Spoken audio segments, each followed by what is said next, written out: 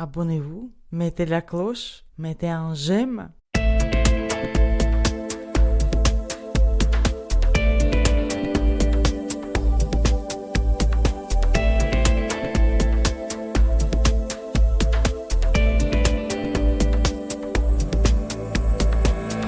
Bonjour et bienvenue sur Oxitude pour l'Hebdoxitude 443. Nous sommes le 5 mars 2026 au soir. Et pour faire le tour de l'actu des nouvelles technologies et de leur accessibilité cette semaine, eh bien Fabrice est là et également Antoine. Bonsoir tous les deux. Et bonsoir. Salut, bonjour à tous. Vous allez bien? Eh ben, ça va. Ça va Ça très fait un bien. moment que moi je suis pas venu. Oui, ça fait un moment que t'es pas venu. Donc ce soir j'ai réservé la chaise à droite. Voilà. C'est ça. Et toi Oui. Antoine, toujours Ça fait longtemps que je suis pas venu non Ouais. plus. au Québec, là-bas? Oui, effectivement, ça fait longtemps que je suis pas venu non plus du Oui, coup. c'était- Donc, Il y a ça- beaucoup de ping ce soir. Ouais. Ah oui, là, oui. là, ça, il y a la fibre optique qui chauffe là. oui. Sous l'océan C'est là, Oxitude internationale. ça va rentrer en ébullition. Bon, mais écoutez, avant de commencer, Fabrice, à toi l'honneur. Oui. Alors on va remercier cette semaine Anne, Alice, David, Isabelle, Myriam et Yannick pour les infos qu'ils nous ont transmis ou les dons. Et on vous rappelle que déjà pour nous soutenir, vous avez plusieurs solutions, mais vous avez PayPal, donc paypal.me/oxitude. Vous avez Amazon, oxitude.org/Amazon. Et puis, si vous avez des infos à nous transmettre, vous avez le formulaire de contact sur oxitude.org/contact. Vous avez toutes les infos, mais en tout cas, on remercie toutes les infos que nous avons reçues. Merci Pour tout toutes le les- monde. Et on va attaquer comme chaque semaine maintenant.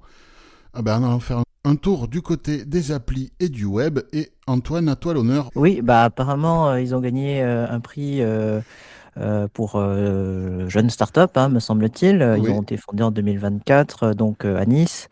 Et en février, là, récemment, ils ont annoncé le lancement de leur produit.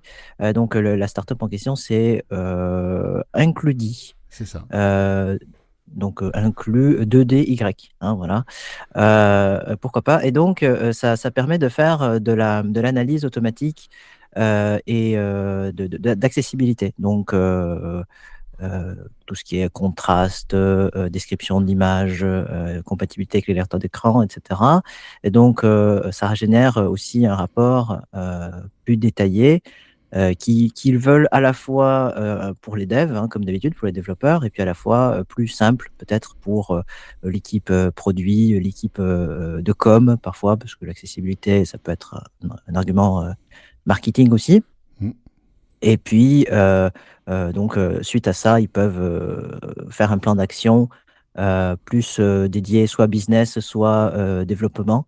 Donc voilà, ils s'aident avec de l'IA avec ça pour le plan d'action aussi. Donc voilà, je pense qu'il y a quand même, et c'est pas en bêta, mais en liste d'attente. Donc vous pouvez vous inscrire si jamais vous êtes une entreprise concernée. Et voilà, et puis ils vous recontacteront, je suppose. Alors, moi je dis oui, pourquoi pas, mais parce qu'en fait, ils veulent s'adresser aussi, d'après ce que j'ai compris, à des boîtes qui n'ont pas forcément les moyens de faire intervenir de l'humain Ouais. pour faire auditer l'accessibilité de leur site. Mm. Mais j'espère que leur outil est très performant parce que il faudrait pas qu'il y ait des boîtes qui se disent c'est bon, un peu comme les boîtes qui utilisent des surcouches et qui disent ça y est, mon site est accessible, on m'a vendu un outil qui me dit que mon site est désormais accessible, alors que non. Là, il faudrait pas que les boîtes se disent mon site tout va bien, je suis à 99% de conformité, tout va bien, et en fait non, le truc s'est loupé pour X raisons. Mm. Donc j'espère que cet outil ne va pas amener ce genre de dérive, parce que ça peut nous nuire à nous, utilisateurs finaux de sites web. Donc à suivre, et espérons que ce soit des outils performants et qui ne nous laissent pas au final, un peu comme les surcouches dites d'accessibilité qui n'en sont pas vraiment. Ouais. On verra bien. L'avantage, on verra. L'avantage, c'est que c'est une start-up, donc on espère qu'ils sont partis sur de bonnes bases. Voilà. Oui. Il faut donner la chance au produit, comme on dit. Oui. C'est ça. Mais bon, je pense malgré tout que quand même une expertise humaine, en tout cas pour l'instant, Ouais. j'ai vu passer quelques trucs sur le net à propos de développement par IA, un peu comme Claude Claude. Ouais. Quand on demande de développer accessible, c'est pas extraordinaire. Hein. Ça fait bien de la merde. Hein. Ouais, on est bien Donc, d'accord. il faut espérer que dans l'autre sens, ça fasse pas la même chose, quoi. Ouais, tout à fait. Faudra voir. Fabrice, on reste un peu dans le même domaine. Et oui, c'est Gemini avec son Gemini CLI. Donc là, c'est un outil un peu geek pour développeurs qui qui s'utilise en ligne de commande et qui permet de faire une analyse d'accessibilité par Gemini, du coup. Donc en fait, vous l'exécutez en lui fournissant l'URL et et si vous l'exécutez à partir du projet, donc c'est-à-dire du code source, vous pouvez également lui demander de corriger les problèmes d'accessibilité. Donc là, c'est quand même extrêmement puissant quand même. Oui, puis c'est assez présomptueux, je trouve. Oui, c'est ça. Mais donc après, voilà, tous ces trucs d'IA, c'est toujours la même chose. Mais bon, après, on peut imaginer que ça peut donner des bonnes choses. Je sais pas trop ce que vaut Gemini en termes de qualité de code. Mm. Mais bon, en tout cas, rien que pour faire, on va appeler ça un audit, ma foi, c'est déjà pas mal. Peut-être même Ouais. si au pire, vous lui fournissez pas le code pour qu'il corrige lui-même, bon, bah déjà, ça peut quand même donner un S'il petit peut faire résultat. un audit, oui. Voilà. Mais on revient un peu à ce que je disais par rapport à l'outil précédent. Que va valoir cet audit? C'est ça le truc. Parce que, Oui. tu vois, imagine, toi, tu es développeur. Hein, tu développes un site web pour un client quelconque. Toi, quand je dis toi, c'est un tu générique. Hein, c'est pas forcément toi, Fabrice, tu es développeur. Tu développes un site web pour un client quelconque. Tu passes ce truc-là. Bon, ok, c'est conforme. Et en fait, non, parce que l'outil s'est planté. Le client va dire, non, mon site, il est accessible, qu'est-ce que tu m'emmerdes? Oui. Tu vois, c'est un peu comme avec les surcouches d'accessibilité. Moi, c'est ça qui C'est ça, voilà. En fait, le problème aujourd'hui, c'est que certains prennent l'IA comme argent comptant. Et c'est magique. Et voilà, c'est magique. Du Ça coup, reste si l'IA un dit que outil, c'était hein. bon, c'est que c'est bon. Ouais. Donc, oui, à suivre. Bon, après tout, pourquoi pas. Hein. C'est intéressant, après. Peut-être qu'un des deux ou les deux outils sont des outils formidables. Hein. On ne sait pas. Ouais. Après, j'ai envie de dire, c'est sûrement mieux que rien. Effectivement, C'est aujourd'hui. mieux que rien, mais Voilà, il ne faut pas que ça remplace des experts humains en accessibilité du web, par exemple, tu vois. Tout à fait. Mais moi, je trouve que là où c'est intéressant, c'est qu'un utilisateur lambda signale quelque chose à un développeur qui ne pompe absolument rien à l'accessibilité. Bon, mais ça peut quand même aiguiller le type et lui donner une certaine explication. Oui. Bon, après, ça serait un vrai développeur, il se palucherait la documentation et ça serait plié. Malheureusement. Si tu allais te taper toute la doc du W3C, sur l'accessibilité, ça pique. Hein. C'est ça. Donc, pourquoi pas. Moi, très sincèrement, Claude Code, je trouve qu'il est quand même assez bon dans la pertinence. Après, il faut forcément, il ne faut pas rester sur des modèles gratuits ou très peu chers. Voilà. Oui. Il faut prendre les derniers modèles. La qualité se paye, forcément. C'est comme tout, ma bonne dame. Je vais vous parler de Telegram, cet outil de messagerie, mais pas que de messagerie, qui a aussi une rubrique avec des chaînes qu'on pourrait assimiler à des mini-blogs, quelque part. Et l'accessibilité sur iOS et puis dans le web de Telegram est quand même... sur iOS, c'est de pire en pire. La partie chat... Je pensais pas que ça pouvait être pire, mais là c'est pire. Si. la partie chat, c'était à peu près utilisable fut un temps. Les chaînes, c'est même pas la peine. Non. Et donc, on a parlé d'un client développé par Yannick Placiard qui s'appelle Agram, on va y revenir. Hein. Mais là, c'est un autre client pour iOS qui s'appelle AccessibleGram, qui pour l'instant est en bêta pour iOS. Donc, je vous ai mis le lien pour télécharger l'application de Apple qui s'appelle TestFlight. Si vous voulez tester, il vous faudra installer TestFlight. Et après, vous cliquerez sur le lien qui est sur la page du podcast. Donc, comme d'habitude, vous allez sur oxitude.org, vous cherchez le champ de recherche, Vous tapez 443, vous validez. Sur le résultat de recherche, vous allez avoir Hebdoxitude 443. Vous validez, vous allez tomber sur la page de ce podcast avec toutes les sources. Et donc, le lien pour installer l'application Apple TestFlight, qui est une application qui permet d'accéder au bêta sur votre iPhone. Et vous avez le lien pour installer AccessibleGram. C'est un client Telegram très accessible. Il n'y a rien à dire.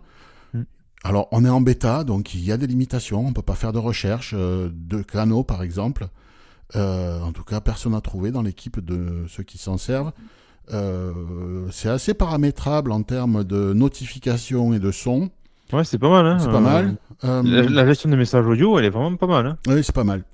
Oui, entre chaque message audio, il y a un petit son. À la fin des messages audio, il y a un petit son quand ça s'enchaîne dans la partie conversation, on va dire. Hein. Ouais. L'équivalent de WhatsApp.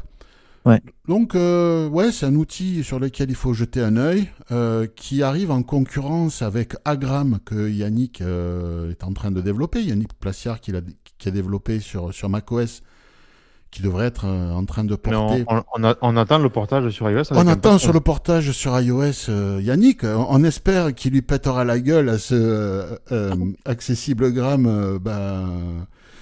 En faisant mieux et peut-être moins cher, parce que je pense que dans AccessibleGram, il y aura une partie payante, puisqu'à un moment, ça parle de traduction et on voit que c'est dans la version pro. Donc, on peut imaginer qu'il y aura une partie, au moins une partie, tout partie sera payant dans AccessibleGram. Ouais, mais la partie qu'ils annoncent payante dans les traductions, j'ai l'impression que c'est pour les messages. Oui, c'est pas pour traduire à l'appli, hein, c'est pour traduire les contenus dans l'appli. Les messages, les canaux, enfin les chaînes, oui. Donc non, Agram a toute sa place. Ouais, il faut qu'il continue, Yannick, et qui montre de quel bois il se chauffe aux développeurs de AccessibleGram. Voilà. Ça, je pense que ça doit le motiver de voir qu'il y a un concurrent en face. Antoine, on va revenir sur des outils d'intelligence artificielle, Gemini, Google Chrome et les CAPTCHA. Oui, effectivement. Donc, décidément, c'est la fête à l'IA. C'est la foire à l'IA, ouais. Ouais, voilà, pour l'accessibilité. Entre autres, effectivement, donc, comment on appelle ça? Une extension Google Chrome à installer soi-même. C'est un peu barbu, mais on peut y arriver. Il faut l'installer soi-même. Alors, quand il dit barbu, c'est réservé à des connaisseurs, on va dire.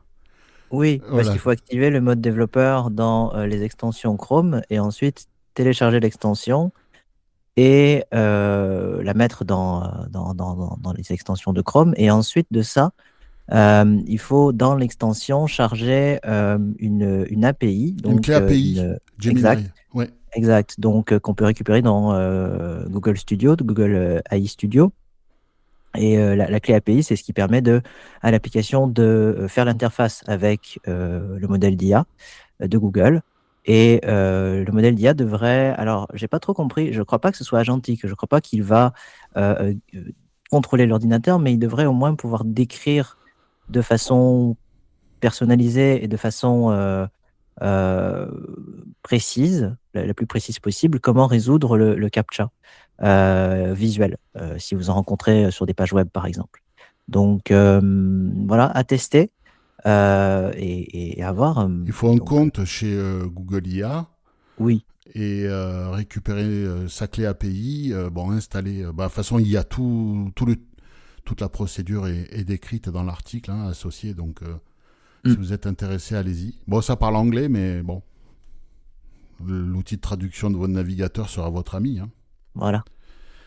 Pour les plus barbus d'entre vous, c'est disponible. Fabrice, on va rester toujours dans l'IA, mais ce coup-ci, c'est Be My Eyes et Meta Facebook. C'est ça. Et Be My Eyes annonce une collaboration avec Meta. Alors, on avait quand même déjà évoqué, je crois, un sujet similaire qui tendait à dire que ça allait arriver. Bon, là, c'est annoncé officiellement. Donc, Be My Eyes qui s'associe à Meta pour l'étude de... Alors, c'est anonymisé, certes. En fait, ils envoient des vidéos à Meta qui sont anonymisées Donc j'imagine que c'est quand vous appelez quand vous appelez du coup un bénévole, j'imagine, puisqu'une Oui, si c'est vidéo. la vidéo, forcément, oui. Voilà. Donc j'imagine que quand vous envoyez votre cerise qui est tombée par terre, bon ben voilà, Meta reçoit ce genre de vidéo. Donc effectivement, on ne voit personne dans l'absolu. Donc c'est assez Oui. facile à anonymiser. Be My Eyes précise que les utilisateurs peuvent dans tous les cas refuser l'envoi de ces vidéos, même tout en restant abonnés. Ouais. Apparemment, il y a une option pour le gérer. Et ça permet notamment à Meta de créer des modèles en utilisant Les besoins voilà, spécifiques. Ouais. nos besoins à nous, parce qu'effectivement, ce qu'ils mettent en avant, c'est que aujourd'hui, l'accessibilité n'est pas encore assez mise en avant à ce niveau, et que si on veut éviter d'avoir un train de retard, ça serait bien de commencer dès à présent. Mm. C'est comme ça que Be My Eyes Ouais, le vend, en tout cas. En fait, Be My Eyes avait fait un peu la même chose avec OpenAI. Ils avaient dit qu'ils allaient fournir Oui. de l'info à OpenAI, mais plus sur les photos, je crois, hein, les captures d'images. Ouais, c'était plus sur les photos, ouais. C'est ça. Ouais. Et là, Ouais. ils font la même chose, mais côté bénévole, donc la partie historique de Be My Eyes, pour entraîner les modèles d'intelligence artificielle de Meta aux besoins spécifiques des aveugles. Ouais. Donc voilà, donc c'est Ça, c'est bien, mais il faudrait que ça passe dans le domaine public, quoi. Et oui, tout Parce à fait. que, Oui. parce que si on reste nous, parce que ça veut dire quoi? Ça veut dire que seul Meta sera propriétaire de ces informations qui nous sont spécifiques et on sera un peu le fil à la patte avec Meta, quoi. Ouais, Ouais, c'est c'est ça. un peu ça. C'est un peu le piège. Donc, faudrait aller lire les conditions et voir ce que Meta va en faire. Est-ce que le modèle que Meta va sortir va fine-tuner, comme on dit en bon français, va spécialiser, sera open source et mis à disponibilité de Après, la communauté. ils en mettent à disposition quand même, donc il y a des chances que... on est d'accord, mais Oui. ça serait bien qu'ils le précisent. Je ne sais Oui. pas si c'est le cas. Il faudrait aller lire les conditions. Oui, pour éviter d'être marié à Meta. Oui, tout à fait. Non, parce qu'il y a Lama, bon, ils sont rendus à Lama 3, là, qu'ils ont en open Oui. source. Ouais. Donc, on peut espérer peut-être que ce soit une version Lama Vision, enfin, une version peut-être comme ça, qui serait dédiée à la reconnaissance visuelle, à l'interprétation visuelle. Oui, à l'interprétation visuelle, oui. Oui. Faudra voir ce qu'ils en font et les résultats que ça va pondre aussi derrière. Ouais. Comment ils vont Bah, l'exploiter. faut être prudent, ça utilise nos données, enfin les données En parlant d'utilisation. de prudent, cette semaine, on va y revenir, mais on a appris là que Meta, avec ses lunettes, énormément de vidéos, même intimes, voire très intimes, si vous voyez ce que je veux dire, sont analysées par des humains. Ouais. Oui. Chez Meta. Mais parce que du moment où vous donc- dites machin pour déclencher l'assistant, vraisemblablement, ça enregistre, oui, le son pour que Ça le enregistre truc tout. réponde, mais la Image vidéo et son. aussi. Et ouais, Image ouais, et son. Et ça, Et la vidéo, elle part sur les serveurs de Meta, puisque c'est pas ni sur les lunettes ni sur le téléphone que la reconnaissance est faite. exact. C'est sur les serveurs de Meta. Et là, il y a des sous-traitants qui regardent les vidéos pour améliorer le modèle. Et je pense qu'il y en a beaucoup qui vont postuler à ces jobs-là. Je suis pas sûr parce que Alors ça doit être chiant, hein, mais... regarder des pacholes toute la journée, je suis pas certain, tu vois. Non, mais c'est de cet ordre-là. Hein. C'est des photos, Oui. des vidéos intimes. C'est pas interdit de faire ça apparemment. Je sais pas, en tout cas, si c'est interdit ou pas, mais en tout cas, c'est ce qui a été expliqué, quoique. Donc, faites vraiment très attention de ce que vous filmez avec vos lunettes Meta, hein, parce que fallait s'y attendre. Hein. Ah oui. Enfin, vu l'historique de Meta, bon.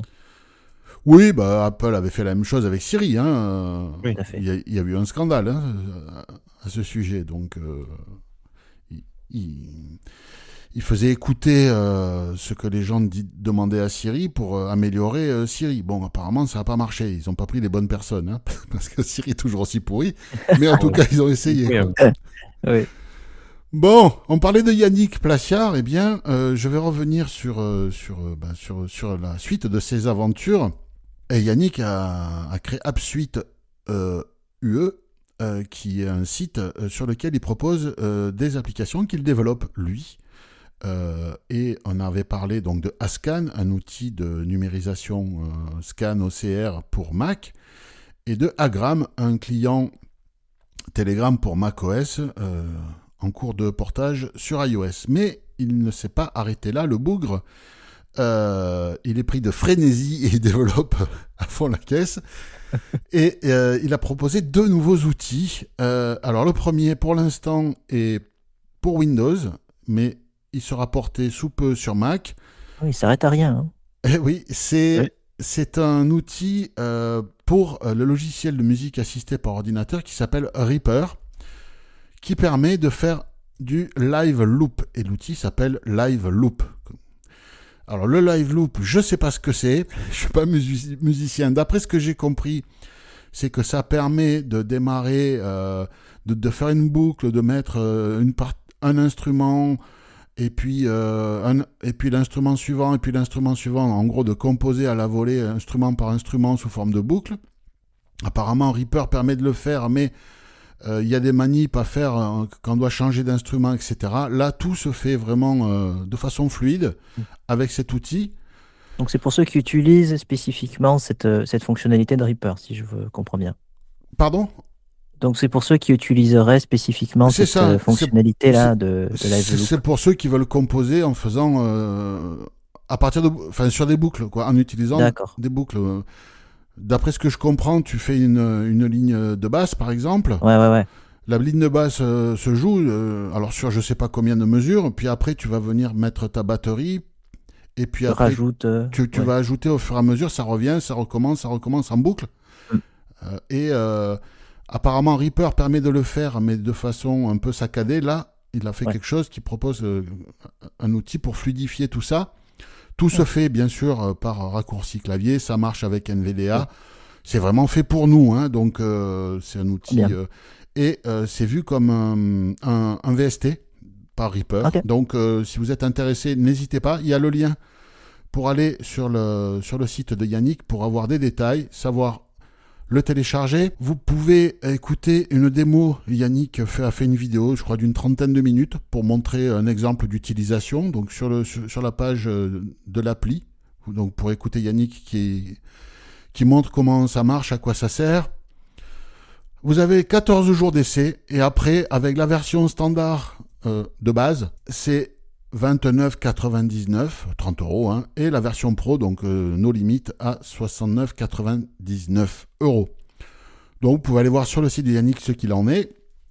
Sachez que ça arrive bientôt sur macOS. Il a aussi développé une application qui s'appelle aCapture, qui est une application pour Mac qui permet de capturer de l'audio, soit de sources de micro physique, d'interface audio de micro, soit d'applications, d'enregistrer ça soit dans un fichier unique mixé, soit sous forme de plusieurs fichiers. En gros, chaque source aura son fichier, et puis après on ouvre ça dans son outil d'édition audio, et puis on fait du montage, etc. Donc c'est un outil qui pourra intéresser les podcasteurs, par exemple. Hein. De la même façon, 14 jours d'essai, et après c'est 20 €, 19,99 pour acheter la licence. Pourquoi pas, ça peut être utile pour les gens qui font du podcast. Sur Mac, il existe des outils plus chers qui permettent de faire la même chose. Oui, bien plus cher. Oui, Audio Hijack en particulier, que j'utilise là ce soir pour enregistrer ce qu'on fait. Mais Yannick fait la même chose pour Windows. Je crois qu'il manque ce genre d'outils sous Windows. Oui. Ah oui, carrément. Oui. Et je crois que ça serait pas mal venu pour les podcasteurs sous Windows. Je pense que tu aurais du succès. Alors c'est bien de l'avoir fait sur Mac, tu proposes un outil moins cher que Audio Hijack, mais sur Windows, il y a vraiment un manque. Et ensuite, Ascan, qui est l'outil de numérisation OCR pour Mac, sera mis à jour le jour de la publication de ce podcast, le 6 mars 2026. Voilà les dernières nouvelles des productions de Yannick. N'hésitez pas à aller sur le site. Fabrice, on va parler d'une appli que Sof a testée et qui fonctionne. Tout à fait. C'est un petit logiciel Windows qui s'appelle Easy Audio to Video Converter qui vous permet, vous avez un fichier audio, vous avez une image, et bien grâce à ce logiciel, vous créez une vidéo. Donc, je ne sais pas quel peut être l'usage, mais... l'usage, c'est ce que moi je fais sur Mac. Voilà, je sais que nous, pour YouTube, effectivement, c'est ça. C'est ça. Si Mais, vous voulez voilà, publier une vidéo, un podcast sur YouTube, vous enregistrez que l'audio, bah, vous mettez une image par-dessus et puis c'est tout. X, Quoi. voilà. Ça fait une image fixe. Donc voilà, on vous met le lien direct, c'est un fichier rare. Mm. Donc, A priori, il n'y a pas de virus dedans, hein. sauf la tester. donc voilà, c'est toujours intéressant. C'est ça. Antoine, on va parler livre audio. Oui, effectivement, donc Audible, le service d'Amazon, donc jusqu'à maintenant, il y avait seulement la possibilité d'avoir l'abonnement premium ou pas d'abonnement du tout. Donc l'abonnement premium qui était à 9,95 €, existe toujours hein, déjà, permettait de recevoir un crédit par mois et de télécharger n'importe quel livre avec ce crédit-là, et vous l'aviez dans votre compte. Vous aviez aussi accès à votre catalogue plus, donc le catalogue étendu d'Audible, qui permet d'obtenir différents titres. Ça change un peu au fil des mois, là, mais ça permet d'avoir différents livres, des nouveautés, des classiques, voilà, ce qu'ils ont en réserve pour vous. Et d'avoir des réductions aussi sur, si vous vouliez acheter, non pas avec un crédit, mais avec de votre argent, des livres, vous aviez un certain pourcentage de réduction. Il lance maintenant une offre standard, donc qui va coûter 5,99 € à la place de 10 € et qui comprend en fait simplement le crédit. Donc pas de catalogue plus, pas de réduction non plus sur le prix coûtant des livres, mais simplement le crédit avec lequel vous pouvez obtenir un livre qui est à disposition par contre seulement tant que vous êtes abonné à l'offre. Donc vous ne pourrez pas le posséder pour toujours. Le livre en question, donc à la différence de l'offre premium. Donc vraiment une introduction. L'offre en tout cas, premium, ça une veut bonne dire entrée. que si tu n'es plus abonné, tu as quand même accès, Mm. tu peux réécouter les bouquins que tu as déjà achetés par les crédits. Exact. Là, non. Non. Ouais, mais c'est moins cher, quoi. Oui, c'est une offre d'introduction. Tu gagnes quasiment 50 € par an. Voilà. Est-ce que beaucoup de monde réécoute des bouquins ? La question se pose. Si vous réécoutez pas souvent les bouquins, ça peut valoir le coup de prendre cette offre. Quelque part, un bouquin, tu l'écoutes, et puis c'est tout. Moi, je sais que quand je voyais que je lisais avec mes yeux, j'achetais un bouquin, une fois que je l'avais lu, je le donnais. Mm. Tu vois ? Bon, c'était du poche, hein, donc ça... Si tu achètes une belle édition reliée cuir, non, tu le gardes. Mais si c'est un livre de poche, voire même une édition brochée, standard, pareil, une fois que tu l'as lu, voilà, tu le donnes, c'est bon. Il faut qu'un livre, il faut que ça vive, tu vois. Ouais. Donc là, bon, ouais, pourquoi pas. Je sais pas si... Après, si on aime collectionner, c'est autre chose, hein, mais est-ce qu'on va relire un livre ? Ça peut arriver, hein, ça peut arriver. C'est vraiment des très grands fans, ouais. Ouais, ça peut arriver. Mais bon, en tout cas, oui, c'est une offre qui permet de mettre le pied dedans pour pas trop cher. Exactement. Dans le reste de l'actu, nous allons parler de lunettes connectées. Et là, c'est Afflelou, l'opticien, la grosse franchise d'opticiens française qui lance des lunettes connectées. Ce sont des lunettes Magic Connect. Alors... la presse tech fonctionne comme la presse généraliste, c'est-à-dire qu'ils ne font que de la réécriture de dépêches AFP, et là ils font de la réécriture de communiqués de presse parce qu'ils disent concurrent des lunettes Meta Ray-Ban. Non, vous allez voir pourquoi, non, c'est plus concurrent des Bose de l'époque.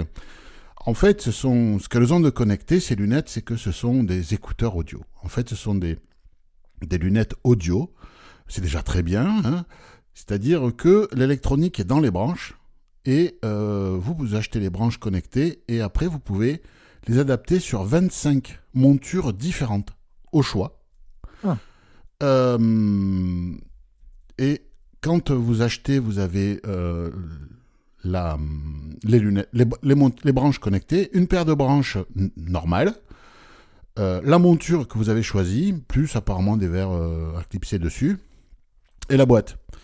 Et en fait, quand les branches il n'y a plus de batterie dedans, vous les enlevez, vous mettez les branches normales et vous pouvez mettre les lunettes comme des lunettes de soleil standard. Soleil ou autre. Hein.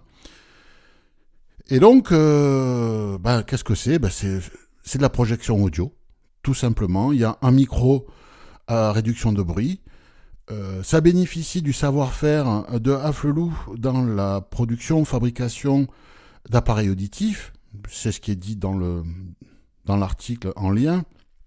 Donc, a priori, il devrait savoir faire sur la gestion et la réduction de bruit du micro. Je trouve que c'est un peu gonflé que la Pressnec nous dise c'est des concurrents des Meta. Non, pas du tout. Non, les Meta, il y a une caméra, et la caméra, ça change tout. Et puis, il y a du Wi-Fi direct, j'imagine. Enfin, je sais pas si c'est du Wi-Fi direct ou du Bluetooth, mais en tout cas, derrière, il y a un service d'IA.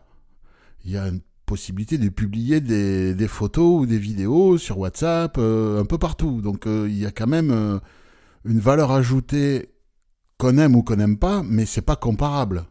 Moi, je vais plus comparer ça aux lunettes Bose de l'époque qu'aux Meta. C'est autre chose. C'est pas le même produit. Bon, ça permet d'écouter de la musique, de passer des appels. C'est très très bien. Hein.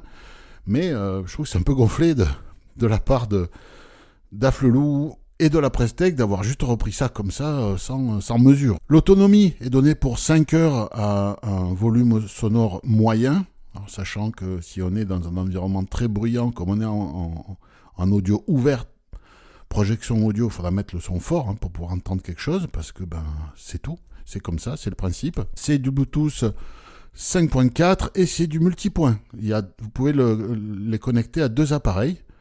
Donc sur par exemple un smartphone et puis sur votre ordinateur. Donc quand vous arrivez à la maison, vous les basculez sur l'ordinateur. Quand vous sortez, vous les basculez sur le téléphone. Donc c'est multipoint, c'est plutôt pas mal. Le prix, je trouve que ça pique un peu, c'est 249 €. C'est à peine 80 € moins cher que les Ray-Ban. Et juste pour de l'audio, je trouve que ça fait un peu cher. Je sais pas ce que vous en pensez. Oui.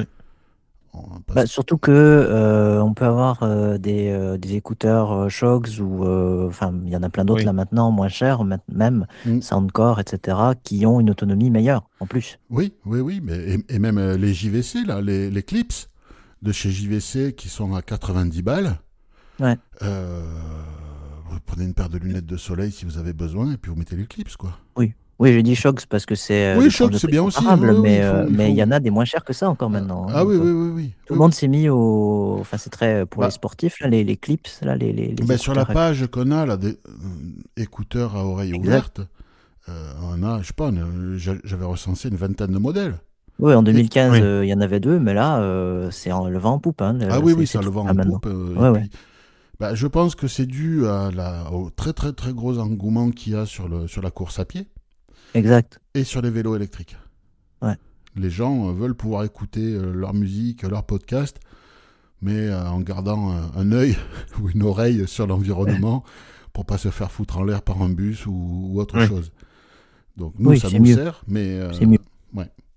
Bon, après, Afflelou arrive sur ce marché, s'il trouve sa place, très bien, mais je trouve que ça fait un peu cher, quoi. Ah, quand même. Ouais.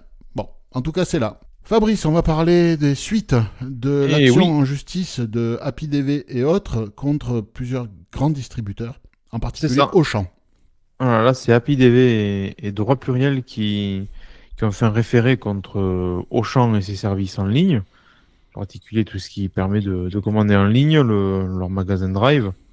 Et donc, du coup, on aura le résultat de ce truc-là le 14 avril.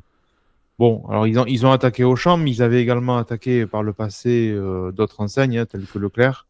Ouais, mais alors, les mecs, ils repoussent, hein. Oui, voilà, c'est ça. Ils repoussent, hein. C'est toujours repoussé. Alors là, Leclerc, on aura le verdict en mai, soi-disant. En tout cas, ce qui est mis en évidence, c'est que qui mieux que nous sommes clients de ce genre de service, forcément. Ben oui. Parce que pouvoir faire les courses en ligne, pour quelqu'un qui ne voit pas, en fait, il n'ajoute pas d'autres options. Donc c'est bien qu'il y ait ce genre d'action qui soit menée. Bon, après, on connaît le principe. On sait aussi que la loi, depuis juillet 2025, les entreprises sont censées fournir des services web en ligne qui sont complets et accessible. Bon, voilà, c'est toujours la théorie et la pratique. Il y en a qui le font et il y en a qui n'en ont rien à foutre. J'ai l'impression que le groupe Mullier en a un peu rien à foutre. C'est ça. Donc Auchan, le groupe Mullier, c'est Decathlon, Auchan, Leroy Merlin. Oui, ils ont un paquet Oh, de trucs, hein. c'est énorme, c'est énorme. Mais Alors moi, j'étais pas autant radical sur les services de Auchan en ligne. Mais bon, ça fait un moment que je les ai pas utilisés, ceci dit. Mais en tout cas, il y a quelques années, c'était pas dégueulasse par rapport à du Leclerc, par exemple. ouais, mais Bon, c'était il y a quelques années, tu sais. voilà, c'est ça. Tu sais, tous les 3-4 ans, ils font refaire l'interface du truc Eh pour ben, te... c'est ça. Et puis il faut occuper les DSI, C'est ça. voilà. Et puis au niveau Donc, on connaît la marketing aussi, musique. il faut pas habituer les gens. Mm, Pour ça qu'ils modifient les rayons dans les hypermarchés. Pour bien pas sûr. que les gens gardent leurs habitudes, eh ben, ils font pareil sur les sites web, ils modifient tout. Et donc Et en modifiant... à contrario, j'ai écouté un peu, alors je sors un peu du cadre, mais j'ai écouté un podcast sur le Bon Coin qui passe encore beaucoup de temps à conserver les vieilles interfaces ou on va dire les vieux menus parce que eux, ils ont des utilisateurs qui vont limite de 18 à 70 ans. Ouais. Et donc, et bon, pour autant, le Bon Coin, c'est pas le site le plus accessible, même s'il est très simple, Oui, oui, mais oui, c'est j'ai pas le mis un truc le plus truc en ligne accessible. l'autre jour. Et- Heureusement que madame était là, hein, parce ouais, que... voilà. Donc, mais Wow. bon. Tout ça pour dire que c'est sûr qu'Auchan, en plus, je comprends pas pourquoi tant de freins, parce que c'est pas compliqué aujourd'hui à rendre accessible Mais quelque ils en ont chose. rien à On n'a foutre. pas dit de suivre toutes les docs à 100%, mais il y a juste un minimum. Mais même le minimum, ils s'en foutent. Ouais. Ils s'en foutent. Tu sais, c'est une politique d'entreprise. Hein, donc, Oui, c'est c'est ça. Auchan qui a inventé le SBAM. Vous savez ce que c'est le SBAM? Pas du tout. C'est Non. une technique marketing qu'on apprend aux caissières chez Auchan. Sourire, bonjour, au revoir, merci. SBAM. Ouais. C'est un moyen de se souvenir. C'est... Oui, Bon, oui. voilà, écoutez, on verra le Quand une 14 avril. caissière chez Hein. Auchan vous fait un sourire et vous dit au revoir, sachez que c'est peut-être pas forcément sincère. Elle est Oui, obligée. voilà, c'est ça. Mais Enfin. écoutez, en tout cas, on verra si le 14 avril, Non mais on a gain attends, de cause. attends, là, on est alors c'est en référé. Je sais pas si en référé il peut y avoir un appel. En Je sais général, le pas, ouais. référé ça juge pas au fond. Donc, mais de toute façon, Auchan va pas se laisser faire. Hein. Ah oui, non, c'est sûr. Même bah non. s'ils sont condamnés à je sais pas quoi là, ça va partir en appel et puis ça partira jusqu'en cassation. Ils en ont rien à foutre. Hein. Oui. Autant, Ils ont les équipes pour, il faut les occuper. autant les associations qui ont resté en justice, là, Happy DV et Droit à agir, eux, ça va leur coûter un rein. Bah oui. C'est pour ça qu'il faut soutenir ce genre d'associations-là, c'est légitime de les soutenir. Mm. Autant Auchan, ils peuvent aller jusqu'à la cour internationale de je sais pas quoi pour faire traîner, quoi. Bon, ben, on a fait le tour pour la semaine. Dans la foire aux questions, cette semaine, nous avons 2 questions. Une première question de Anne. Bonjour à tous, j'avais une petite question concernant l'iPhone. Quand on le relie à une plage braille, il y a un truc qui s'appelle accès braille et je voulais savoir ce que c'était. Voilà, merci beaucoup, à bientôt. Merci Anne pour la question. Antoine, je crois que tu voulais répondre.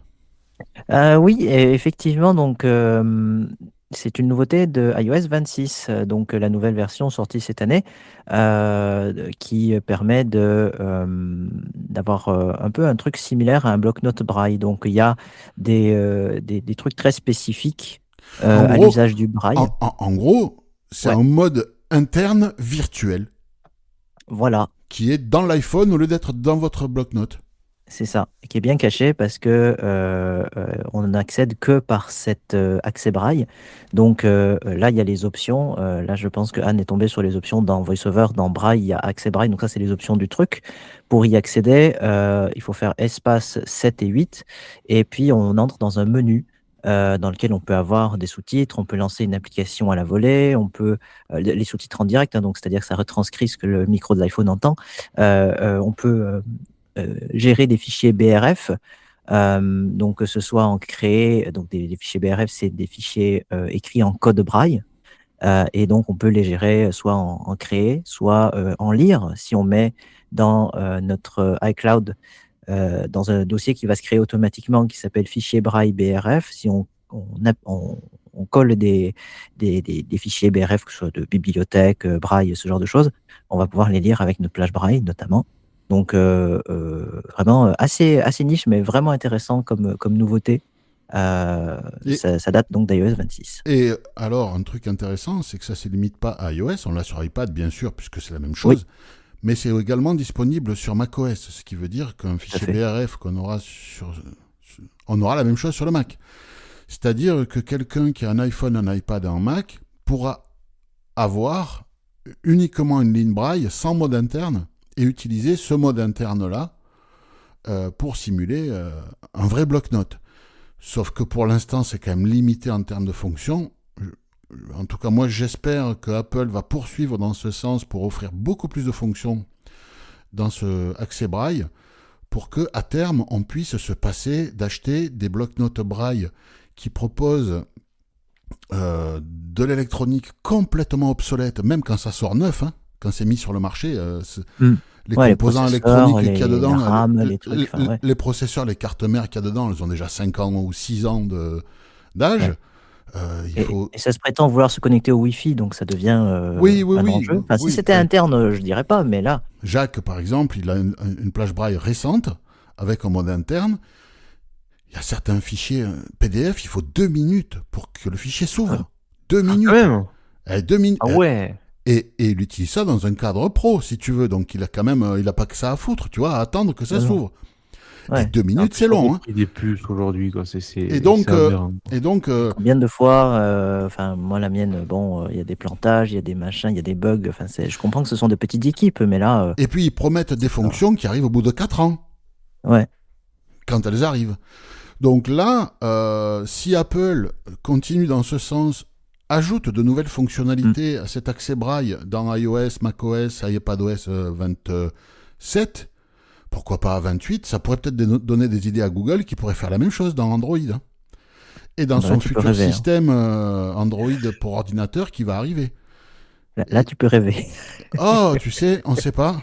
Et ça pourrait dire qu'à terme, on pourrait dire non, moi, les plages braille avec un mode interne que je paye 1500 balles, 2000 balles, les trucs périmés, qu'on me vend le prix d'un rein, non, c'est bon. Maintenant, moi, je veux juste une ligne braille avec un clavier Perkins dessus, rien dedans. Et voilà, terminé. Rien dedans. Ouais. Et si je veux mettre quelque chose dedans, j'ai mon iPhone, je passe en mode accès braille, donc en mode interne virtuel. Voilà. Il y a aussi des outils pour les mathématiques, mais c'est pas utilisé en France. Hein, c'est du braille mathématique, je crois, anglo-saxon, il me semble. Ouais, c'est possible. J'ai pas testé la calculatrice, mais oui, il me semble que c'est en code Nemeth. Donc, ouais, effectivement. Ouais, c'est un truc comme ça. Exact. Donc, en résumé, Anne a testé. Tu peux faire espace 7 et 8. Et puis, tu vas entrer dans le menu. Et puis, tu peux parcourir les options. Ça va être vocalisé par VoiceOver en même temps que d'être écrit sur la plage braille. Et puis voilà, donc à voir. Et pour en sortir, c'est pareil ? Me semble-t-il. Ou sinon, il y a un bouton fermé, là. Attends, je peux regarder. Donc là, si je fais 7 et 8, voilà, ça ouvre le machin. Si je refais 7 et 8, ça ferme. Oui. Ben voilà, donc c'est une bascule. Parfait. Ouais. Très bien. Parfait. Accès braille désactivé et puis ça ferme. Voilà. Parfait. Deuxième question cette semaine de David. Bonjour, j'ai besoin de vous aujourd'hui pour éclairer un mystère, celui de l'annonce répétitive de l'option ou de l'item élément actif dans certaines pages de Safari. Vous voyez que je ne sais pas trop définir ce que désigne cette annonce qui est également répercutée en braille et qui gêne la navigation dans les pages de Safari. Et peut-être aurez-vous aussi la possibilité de m'expliquer ce que signifie lieu actuel, qui est une annonce répétée et qui est aussi un peu gênante dans l'application Amazon. Si vous avez des explications et surtout des solutions de contournement de ces gênes, je serais ravi de les entendre. Merci pour tout et à bientôt. Alors David, c'est les bugs. Voilà. Il n'y a rien à faire. Je suis désolé, mais voilà, c'est encore des bugs. Encore des bugs. Donc, il faut éventuellement écrire à accessibility@apple.com. Accessibilité, mais avec un Y à la place du E accent aigu. à apple.com. Et moi, je m'emmerde plus, je leur écris en français. C'est terminé. Vous vendez en France. Ah bon? Ah, j'en ai plus rien à Ah, foutre. c'est drôle. Ah, mais je leur écris en français parce qu'il faut écrire en anglais. Non, attends. Moi, mon iPhone, je l'ai acheté en France. Oui. Donc, je Oui, veux oui. pas. Il y a des gens en support Apple en France, donc débrouille-toi. Hein. C'est ça. Oui, oui. Donc, moi, je leur écris en français. Et s'ils sont pas contents, ils utilisent l'outil de traduction qu'ils ont sur leur Mac. Oui, c'est ça. Oui, Hein, voilà. c'est vrai. C'est pas à moi de le faire. Moi, j'ai acheté mon produit en France. Je les emmerde. Exact. Et ils nous emmerdent suffisamment. À un De moment toute donné, façon, on va pas en plus c'est se ça que j'allais soumettre à dire, ça, quoi. Hein. De toute façon, ils répondent jamais ce qu'on souhaite qu'ils répondent, donc bon. C'est ça. Mais bon, tentez le coup quand même.